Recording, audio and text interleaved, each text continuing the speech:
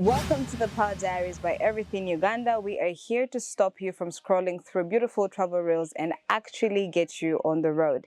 Today we are swapping the safari jeeps for walking shoes and tackling a city that is chaotic and beautiful in its own way, Kampala. And to help break down how to survive, appreciate, and actually navigate all 7 hills without losing his sanity is a man whose daily office is the downtown madness of Kampala. Miti, the founder of Tembea Kampala Tours and the ultimate Kampala walking guide. Miti, welcome to the show. Thanks for having me. Please expound on your name. Miti, is it short for something? Miti means trees in Okay. Luganda and in Swahili. I am from the Buganda kingdom, so I'm a Muganda. And Chinawola, my second name, means it will cool down. So that which will cool down, why let it burn you? Let it cool down. So trees, it will cool down. Okay, is that something you apply in your day-to-day life? Yes, I believe I am a calm person. I The wait for things to ultimate cool chill down. guy. Yeah. Well, welcome to the show. Thanks for having me. So Yeah. it's very interesting having you here. Obviously, I have met you and I have worked with you. So it's a pleasure to have you in studio today. I've always found you so fascinating and you have a lot of knowledge that I'm excited to tap into. So, most people in Ugandan tourism focus entirely on taking people out of the city, yeah? To see gorillas and savannas and the source of the Nile.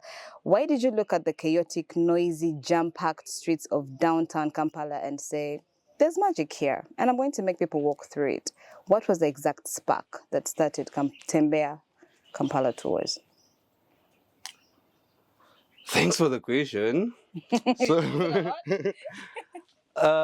it starts from my background as an anthropologist. When you graduate out of uni with a major in anthropology, you're expected to do anthropological work, which does not exist so much in this country. So I worked as a social worker for some time and later quit and started Tembea Kampala tours because first I was curious about myself. Working for a Muzungu organization made me realize I don't really know who I am. Right. And this is why I am not even using the Muzungu name anymore because I have the Muzungu name. Anyway, You want to tell us the Muzungu name? I don't say the Muzungu name because I want it to die. Okay. We're not going to wake the dead. Yeah, We're I not don't want waking it the to dead. stay alive. Okay. But it was this curiosity about myself and where I come from and what Uganda is and where Uganda has come from. And in trying to explain this to my workmates at this office job, who are also people from foreign cultures, I figured I don't know so much. So when I started to bring my workmates to Kampala to show them around and explain to them what the city is, I realized this is actually a good job for me because I'm interested in explaining the history and the culture Like it and was the daily passionate life. for you. Yes. Also having the background in anthropology because anthropology gives you the right tools to explain these things. Yeah. And yeah, I kicked off with Tembea Kampala tours. Tembea means walk. So walk Kampala tours. And 3 years later, it's doing well. I'm very proud of you. The first time that I met you, I signed up for a tour. And I remember the first things that were fascinating for me instantaneously, like in the first few minutes of speaking to you, because we meet around like the Parliamentary Avenue. So we sat for a few minutes and you talked about Kampala in a way that, actually you talked about Ugandan history altogether in a way that I had yet to hear someone speak of in a more passionate and yet educative way. So that for me, I found very fascinating. Now, I have a question. When a local or an international tourist first signs up to explore Kampala on foot, they usually carry a lot of anxiety about safety, yeah?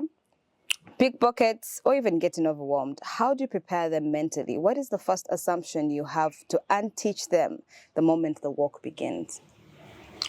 So when I meet my clients, I, of course, give them an introduction to the city and get to know them and prepare them. You know, this city is like any other city. Cities can be challenging in their own ways. They can be chaotic, they can be noisy, they can be some, petty crime, but that's not all there is to it. Normally, when the average Ugandan comes to the city, it's as if they're fighting with it. They're not relaxed. Yeah. They're so worried. But so I prepare my clients and letting them know of the different dynamics around the different locations where we're going. So like uptown is calm, it's government offices, so I teach them how to interact with the environment like this. And when they go downtown, I also give them some ideas about how they can stay precautious and also interact with the people without necessarily making them feel uncomfortable. Yeah. Yeah. But Kampala is like any other city. It has its own challenges, but it's also representing a lot of authenticity. Yeah, the authenticity and cities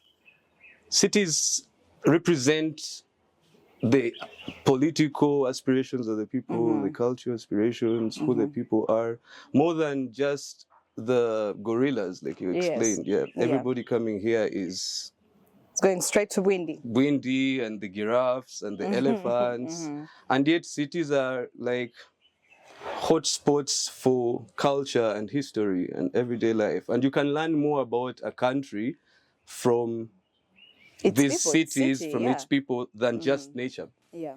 So have you experienced any bad attacks perhaps on the guests in all of your walks? Has that ever happened? No, I carefully choose my routes. Okay. And also give precautions to the guests. And I have not had any major problems. That's good. There's always challenges of people shouting Muzungu, Yeah. which is expected. Yeah. Maybe some people touching you because they are attracting you to buy from them. Yeah. But nothing more than that. I think what I experienced with you remember that lady that we're trying to buy a mango from? And then we tried to take a picture from her and she lost all of her.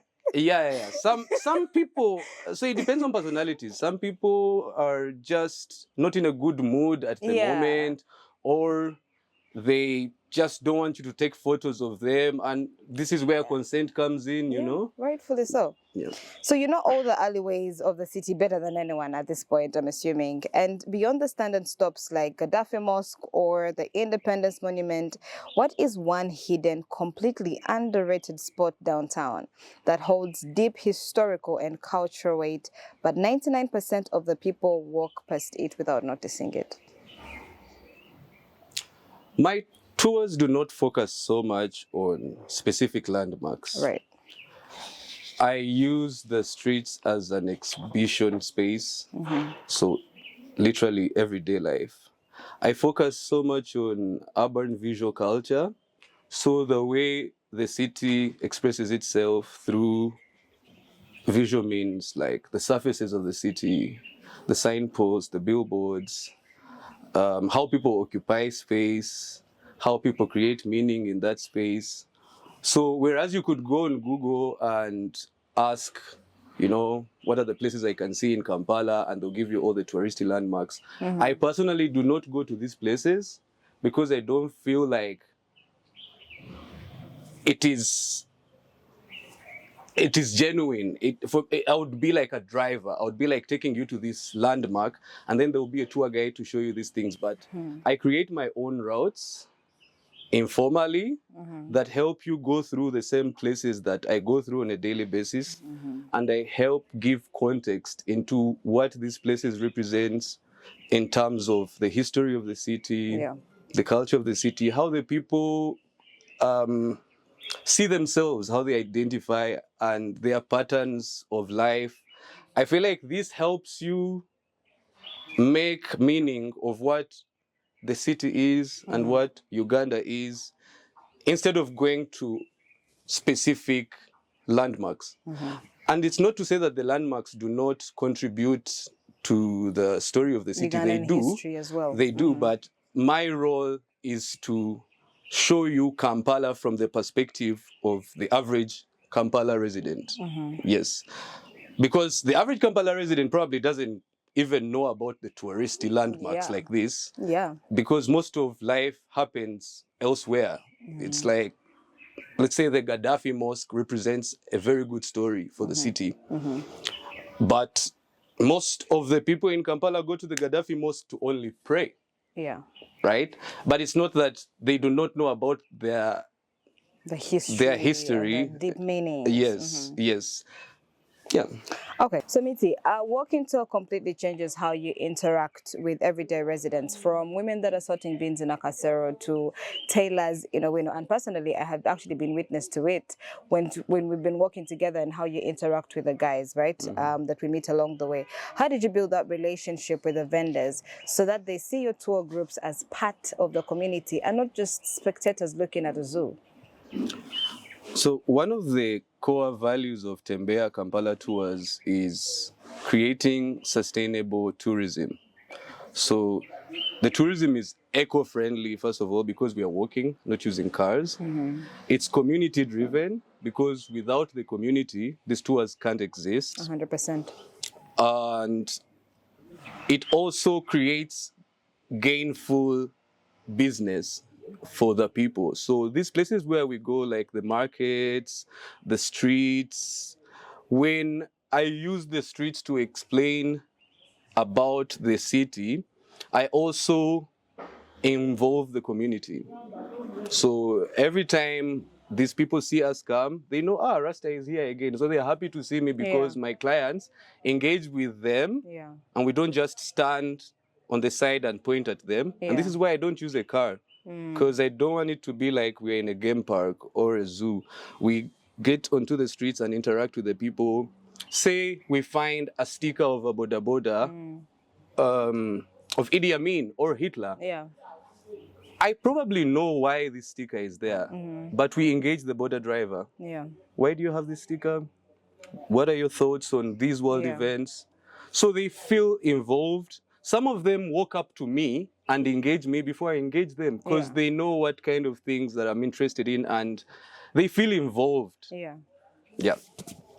So when you're not working and guiding others, where does Miti go to recharge? If you could pack a bag tomorrow for a personal trip anywhere in Uganda, what's the absolute favorite spot, and what does that place give you that the city can't?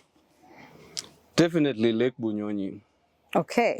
I like Lake Bunyonyi because it was the first time I saw a lake on top of a hill. Okay. And it's very green. The first time I went there, it felt like these scenes from like animations, from these stories that we used to watch as kids. It looks so surreal. Yeah. Well, that's the right word, surreal. And as a person who spends most of my time in the city, in the chaos, there's always so much stimuli to react to and stuff. So even when I am at home after a long day of a tour, I'm still hearing the buzzing noise of the city. So going out to Lake Bunyonyi is like quiet, a major contrast of my daily life. Yeah. And I always advise most of my clients to try it. Okay. So we're going to go in for a quick fun segment, Fork in the Road. It's just a quick detour just for us to relax and enjoy the rest of the interview. So I'm going to ask you questions and you have 3 seconds to answer. We're not overthinking it. What comes to your mind first is what to go with, 3 seconds. Okay, 3 seconds. Round 1. Navigating Owino Market in the middle of a Saturday rush, or climbing all 304 steps of the Gaddafi Mosque minaret in the midday sun? Definitely Owino. Why? Because you discover something new every time you go to Owino. You think you know it, but then you discover something new. It could be new writings on the wall. It could be new products. It could be like in the book section, for example, I discover a lot of books there. But also, there's a book section in Owino Market? There's an entire book section. And this is what people don't know. There is a second-hand book section in Owino that the books keep changing every fortnight.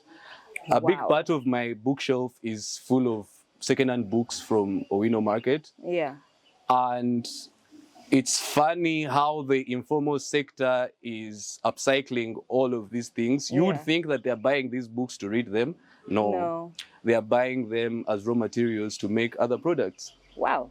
So is there a specific genre or like all books? All books, all sorts of books. And I also use this to explain how the global north is dumping a lot of their waste down here. Down here, yeah. And how informal economies down here are finding ways of using this waste to create products that are useful to them. Yeah.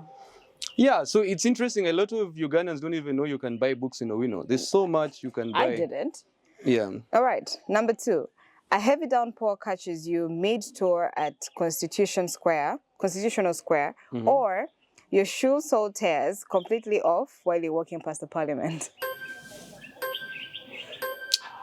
Yeah, I'd rather get caught in rain at the Constitutional Square. Why? Because if your shoe sole gets ripped off around Parliament, Yeah.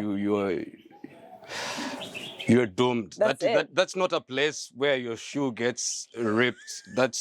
What a coincidence. No one is going to believe No you. one is going to believe it. Yeah. They'll be like, yeah, you're up to something. You came And to do something again, here this today. is one of the precautions I give some of my guests. Uptown, where you have the government buildings.